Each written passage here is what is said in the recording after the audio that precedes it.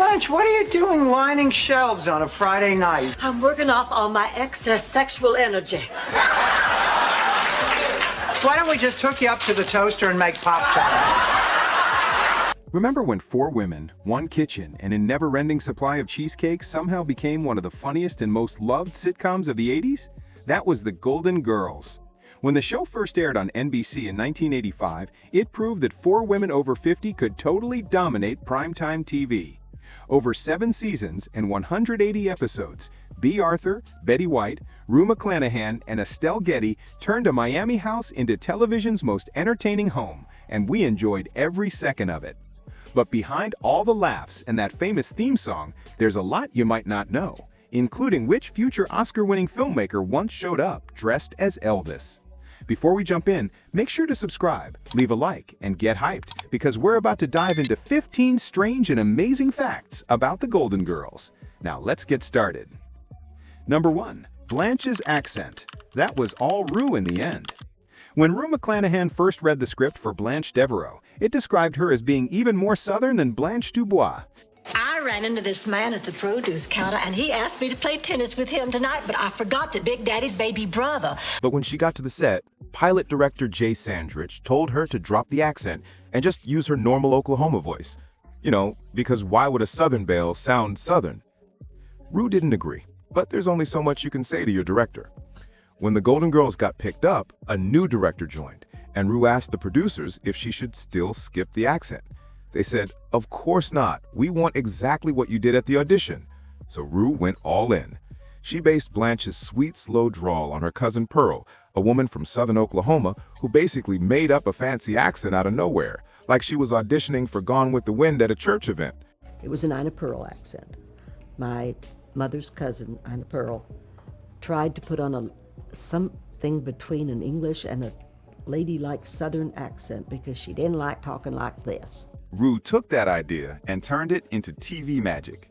A voice full of charm, flirtation, and a bit of self-delusion all at once. Without that accent, Blanche might have just been another funny roommate, but with it, she became the South's version of sex positivity before people even had a name for it. Didn't wait for my wedding night, honey. I couldn't. I had these urges. You know, in the South, we mature faster. I think it's the heat. Number 2. Estelle Getty was younger than her TV daughter. Here's some Hollywood math that might blow your mind. Estelle Getty played Sophia Petrillo, Dorothy's older, sharp-tongued mother. The character was meant to be in her 80s, weak but tough, with a face that said, "I've seen it all." The small issue? Getty was about 62 when the show began, and B. Arthur, who played her daughter, was around 63. Yeah. What's the catch? Ma, there's no catch. I just realized I like taking care of you. I just wish you could have told me about the money so we could be honest with each other. It's not that I want the money. Dorothy was technically older. To make the illusion work, the makeup team spent almost an hour every day aging Getty with wigs, latex, fake wrinkles, and thick makeup. And it worked. The audience totally believed it. But then Getty made their job much harder. Between seasons 1 and 2, she got a facelift. If you look at Sophia in the pilot and then in later seasons, you can actually spot the difference. You want poetry? You listen to Neil Diamond. You want good advice? You listen to your mother. Early Sophia looked perfectly aged and worn. Later Sophia, though, had that just came back from a spa weekend glow underneath all the makeup. Getty later joked that she spent more time in the makeup chair than anyone else on set, stuck under layers of latex every morning just to look older than she really was. So yeah, Estelle Getty, the only actress who had to work hard to look older while playing someone else's mom. Number 3. The theme song was actually a reused pop song. Thank you for being a friend. Everyone knows the Golden Girls theme song. It's like a musical warm hug, impossible to hear without feeling something. Your heart is true and a confidant. You're a pal. Thank You for Being a Friend was written and recorded by Andrew Gold in 1978. It reached number 25 on the U.S. Billboard Hot 100 and number 11 on the U.S. Cashbox chart. For the show, it was re-recorded by Cynthia Fee, whose warm and soulful version became TV's ultimate sing-along. Gold later earned several BMI TV Music Awards for the song's use in The Golden Girls. Birthday parties, karaoke nights, even the occasional funeral, this song has been sung anywhere Americans come together to feel something. You would see the biggest gift would be from me. The show itself was a huge hit with both critics and viewers, winning 11 Primetime Emmy Awards, 4 Golden Globes, and earning a lasting place in TV history. The theme song became an anthem for every unexpected friend group, every chosen family, and anyone who's ever needed a reminder that friendship can get you through anything. If you don't instantly sing along to the chorus, you might have to give up your nostalgia card. Whether you watched it with your mom, your roommates, or found it years later in reruns, this song always hits the same way. Would say Pure friendship gold. and the card attached it. Number 4. The cast had already worked together a lot. Want to know why the Golden Girls clicked so quickly from the start?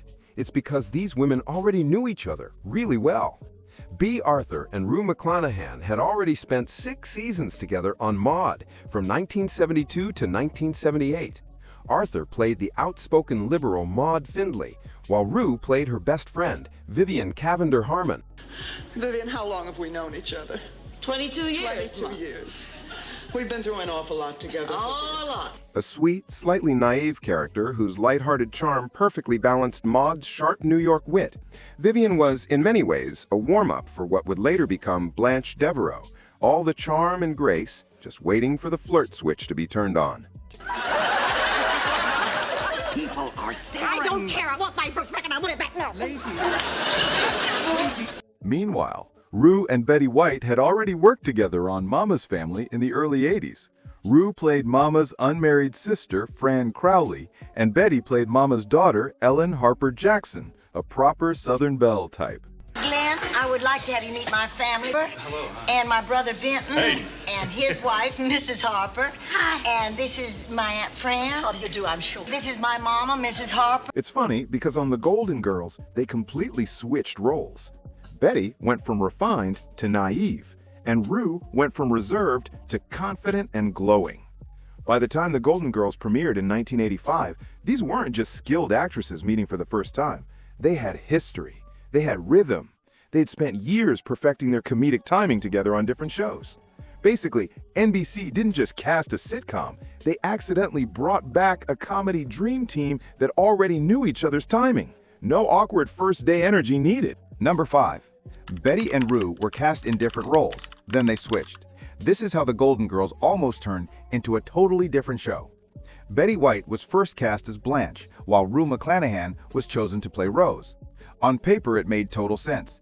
Betty had spent years playing Sue Ann Nivens on The Mary Tyler Moore Show, a flirty, man-chasing schemer. Just because it's my birthday, you don't have to go to all the trouble of going out and buying me a present. I'll do it for you. Will $20 be enough? Oh, $20 will be fine. I bet you say that to all the guys. And Rue had already played Vivian on Maude, a loyal, kind-hearted best friend who could be a little naive, but also dealt with real-world issues and serious conversations. Well, you know how it is. The more you want to succeed at something, the more afraid you are of failure. Like you last night, Arthur. Failure. So the producers thought, let's just have them do that again. But both actresses said absolutely not. They didn't want to be typecast. They wanted something new. Then pilot director Jay Sandrich made a bold suggestion. What if they switched roles? Betty would play Rose, the sweet, naive woman from St. Olaf, and Rue would play Blanche, the confident Southern belle. The moment they read the script that way, everything just worked. Only once. But they shot him into a tree. Did they ever shoot a herring out of a cannon? After that, no other herring would do it. Even Bea Arthur, who had worked with Rue on Maude and wasn't sure about teaming up again, agreed after seeing their chemistry. That one decision didn't just change the show a little, it completely defined it. Number 6. From Miami Nice parody to TV legend. So, how did the Golden Girls actually come to be? Well, depending on who you ask, it's either a sweet family story or a total accident that started with a comedy sketch? The official, heartwarming version is that NBC president Brandon Tartikoff got the idea after watching his elderly aunt argue with her neighbor. Cute story, very wholesome, but maybe not true. Because the other origin story is much funnier. Picture this, it's 1984 and NBC is doing a fall preview special. Actresses Selma Diamond and Doris Roberts are performing a comedy sketch where Selma mishears Miami Vice as Miami Nice and starts joking about what a show about older women living in Miami would be like.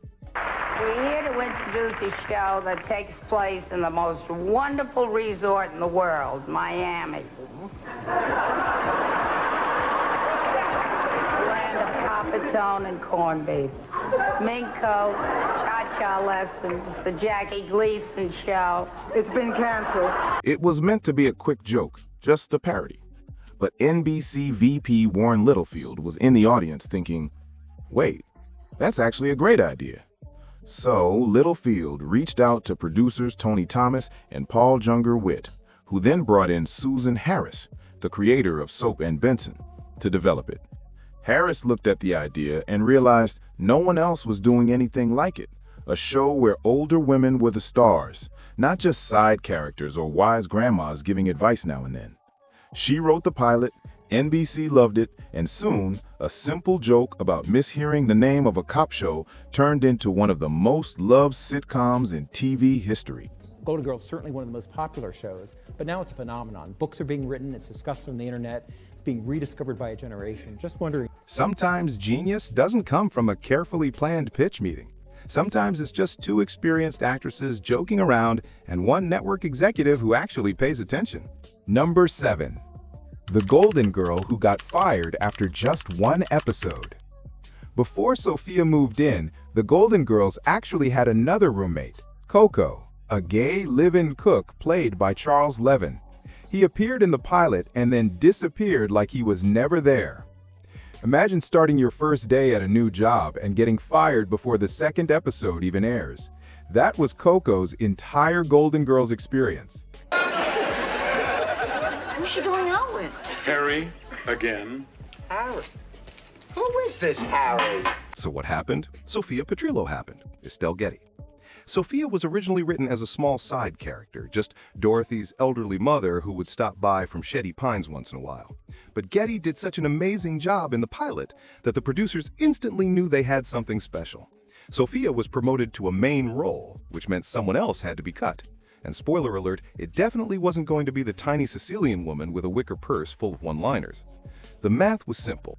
Did I mention the colic? Ma, you're hurting my feelings. Not as much as you hurt my uni. Ma! You couldn't have two sassy characters fighting for punchlines in the same kitchen. Sophia brought the sharp wit and the emotional depth of being Dorothy's mom. Coco brought clever banter and a spatula. Not quite the same thing. It also didn't help that the pilot ran long and most of Coco's scenes were cut anyway.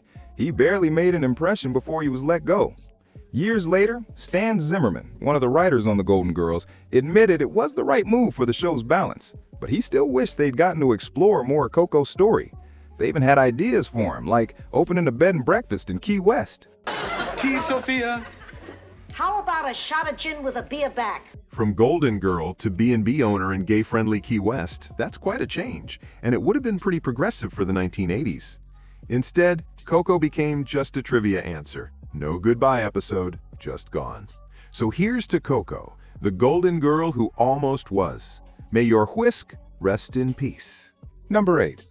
B. Arthur said no to Season 8. The Golden Girls didn't end because of bad ratings or network interference. The main reason was that B. Arthur decided it was time to leave. After 7 seasons, she wanted out while the show was still loved. In interviews, she made it clear she'd rather leave on a high note than watch the show slowly fade into mediocrity. Rose, that's a terrific story and surprisingly on subject, but I don't think that Blanche wants to hear about uncontented cows right now. Her castmates were ready to keep going, but Arthur had made her decision. Some producers later said she was the only one holding out and that everyone else wanted to continue, though that's been debated. Either way, she stayed firm. Without Dorothy's sarcasm and grounding, the core chemistry started to fall apart. NBC tried to continue with The Golden Palace, a spin-off with the 3 remaining leads, but viewers noticed Arthur's absence right away, and so did the ratings. Arthur's decision was classic showbiz pragmatism: leave while you're still at the top. And she was right. The original run of The Golden Girls remains one of TV's most consistent sitcoms. Ma, you are trying to muscle in on a guy named Johnny No Thumbs? Are you crazy? He's probably connected with the mob. Relax. If they were his friends, he'd still have his thumbs. He's a very sweet man. It was funny, smart, and strong through all 7 seasons. No desperate changes, no weak final years. Just 7 seasons of pure sitcom gold. Fans may have wanted more cheesecake nights, but Arthur knew the truth. Dessert doesn't stay sweet forever. Number 9. The kitchen was reused from another sitcom. In Sicily, we did it all the time, and we didn't have the modern conveniences you have today. That iconic kitchen, the one where the girls shared coffee, cheesecake, and all their big life moments, wasn't built just for the Golden Girls. It was recycled.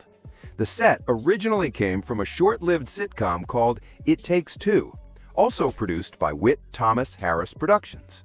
When that show flopped after 1 season in 1982, the kitchen got a fresh coat of paint and a second chance. 3 years later, it became the emotional center for 4 women in Miami. And honestly, it was kind of brilliant. That hand-me-down kitchen became the heart of the show. She's going to sit here where it's 112 degrees and eat enchiladas. I just need some cucumbers to put on my eye. Nearly every big conversation, funny, sad, or scandalous, happened around that table. Late-night heart-to-hearts, cheesecake therapy sessions, Sophia throwing out zingers while everyone else processed their feelings. That table gave out more life advice than most therapists, and the only copay was bringing cheesecake. So yeah, a set made for a forgotten sitcom became the backdrop for one of TV's most loved shows. Proof that sometimes the best things in life are hand-me-downs. Now, a quick question for the comments. Who's your favorite Golden Girl? Tell us below, and don't forget to like and subscribe. Mine, by the way, was Sophia. Now, back to the countdown with Number 10. 38 years made no sense. Continuity in sitcoms is usually simple. Keep the facts straight and nobody notices. But the Golden Girls had a math problem: Dorothy's marriage. Throughout the series, Dorothy keeps reminding everyone that she and Stan were married for 38 years. Somehow I just can't picture Kate as Abraham Lincoln. Now, Stan, do me a favor. Take off your hair and hold it up to Kate's chin. Mother, you promised. I know. Just ignore me, Stan. It should be easy. You've had plenty of practice. their shotgun wedding happened because she got pregnant. A classic story. Small problem though. Her kids, Michael and Kate, are clearly in their 20s, maybe early 30s at most. Oh, I am so happy. My daughter is marrying a doctor. So, unless Dorothy spent 15 years married to Stan before the kids were born, the timeline doesn't make sense. Fans have spent years trying to fix the math, making detailed timelines, coming up with secret pregnancies, or blaming changes in the writing staff. But none of it really works. The truth is, the writers didn't worry about strict continuity. They focused on the punchline. Dorothy, look, things happen. Told me that my marriage was over. Things happened. You're damn right things happened. 38 years happened. If 38 years sounded funnier than 20-some years, that's what Dorothy said. It's one of those classic sitcom mysteries, like how their house seems to have endless bedrooms depending on the episode. Number 11. Blanche's wardrobe was so iconic, Rue took it home. Blanche Devereaux's clothes were basically a character on their own. Sequins, silk, feathers, animal prints. Every outfit looked like it came straight from a Southern socialite's dream closet. Rue McClanahan loved the wardrobe so much that she arranged a clause letting her keep many of Blanche's costumes after the show ended. I'm not going to listen to this. Listen, I know what I'm talking about because I was in a very similar situation once and he was a man of the cloth. Smart move. Over 7 seasons, she walked away with a collection of gowns, robes, blouses, and accessories, some custom-made, all perfectly Blanche. She kept many as personal treasures, and even wore some to charity events, because why let perfectly good leopard print go to waste?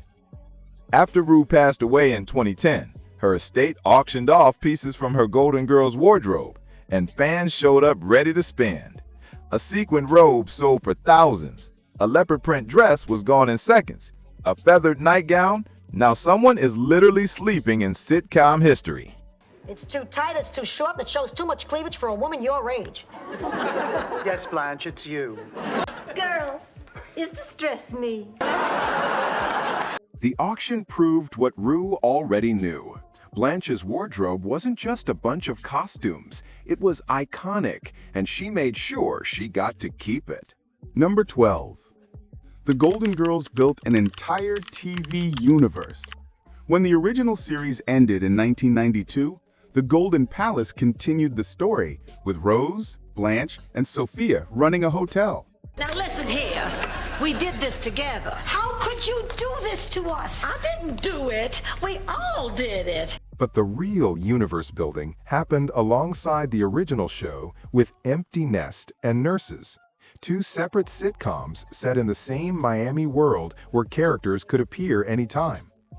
Empty Nest premiered in 1988 and followed Dr. Harry Weston, a widowed pediatrician whose adult daughters moved back home. The daughters would visit his house and he'd show up at theirs. Sophia even joined that cast full-time after the Golden Palace was canceled in 1993. There you are, you two-bit low-rent floozy. She's ready. Nurses launched in 1991, following hospital staff in the same city. And when NBC wanted to go big, they created crossover events like Hurricane Saturday, a 3-show storm storyline. Say that 3 times fast. It connected all the series in one chaotic night. For a while in the early 90s, NBC Saturday nights were wall-to-wall Miami sitcoms, all in the same universe. 3 shows, 1 city, endless crossover possibilities. It was the 90s. We had time for this. Number 13. B. Arthur spent 7 seasons pretending to like Cheesecake. On screen, Cheesecake was basically the 5th roommate. I just love it when we all get together like this. Every crisis, heartbreak, and late-night confession happened over a slice at the kitchen table. Off-screen, B. Arthur couldn't stand Cheesecake. According to George Geary, the baker who supplied cheesecakes for the set, Arthur only took a real bite once during the entire 7-season run. Most of the time, she just moved her fork around the plate while the cameras rolled, pretending to enjoy a dessert she didn't want. Meanwhile, Betty White and Rue McClanahan had no such issues. They happily indulged between takes. Estelle Getty joined them for nearly every kitchen scene, though whether she actually liked cheesecake or was just better at faking it than Bea remains a mystery. Aren't there people who do that for a living? Andy Granatelli does. Although he doesn't actually fix them himself. I guess he doesn't want to get his trench coat dirty. So, for 7 seasons, B. Arthur, the actress best known for Dorothy's deadpan sarcasm and no-nonsense attitude, spent countless scenes pretending to love the one food that became a symbol of the show. That's not just acting, that's commitment. Number 14. Quentin Tarantino's Golden Girls cameo helped fund Reservoir Dogs. The show about 4 older women in Miami had a strange way of launching careers, including one that changed indie cinema forever. Back in 1987, a young George Clooney appeared in season 2 as a detective using the girls' house for a stakeout. They're here from New York on a fishing trip. Thus far, all they've caught is a cold. Nice touch, but I work alone.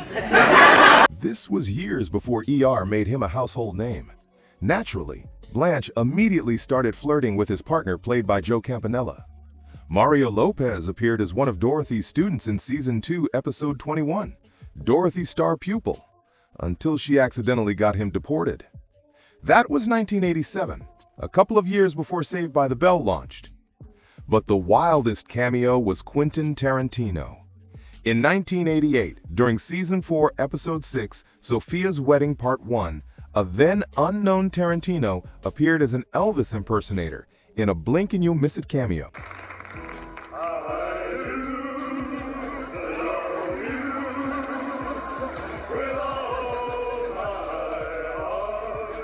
He was wearing a white blazer, had full sideburns, and was barely visible in the background during the wedding scene. Here's the kicker. Tarantino later admitted that the small residual checks from that episode and other bit parts helped him stay financially afloat while writing Reservoir Dogs. So yes, a background Elvis gig on The Golden Girls helped fund the script that launched Tarantino's career. Without those cheesecake-loving ladies in Miami, modern indie cinema might look very different. Dorothy, Rose, Blanche, and Sophia, accidental patrons of the arts. Now, number 15. B. Arthur was not that fond of Betty White. On screen, Dorothy and Rose were comedy gold, the perfect odd couple with amazing timing. Off screen, not so much. In a 2011 interview, Betty White admitted that B. Arthur wasn't very fond of her and said she never really knew why, which is about the most diplomatic way to say your co-star didn't like you without starting drama. Bia's son, Matthew Sachs, later filled in some details. His mother came from a traditional theater background, stage, Broadway, serious training. We'll always be bosom buddies. If life should reject you, there's me to protect you. Betty's style came from improvisational TV comedy, which is a completely different approach than B's theater training. And then there was Betty's habit of talking to the studio audience between takes. B hated that. Rose, that is a happy woman in there. Now, I want you to promise that you will not say anything. Do you promise? Do you promise? She felt it broke focus and ruined the professional rhythm. Betty, on the other hand, was just being Betty, warm, chatty, and friendly with the audience. So they weren't best friends. But here's the thing, they didn't need to be. For 7 seasons, they showed up, hit their marks, and made each other funnier. The sharp, biting banter between Dorothy and Rose worked because both actresses knew exactly what they were doing. Professional respect? Absolutely. Deep friendship? Not required.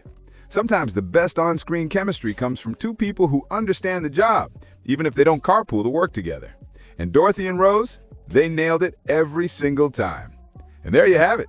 15 weird, wild, and totally true facts about the Golden Girls. Which one surprised you the most? Which ones did we miss? Let us know in the comments below. And hey, if you enjoyed this trip back to Miami, hit like and subscribe for more nostalgic TV deep dives. Until next time.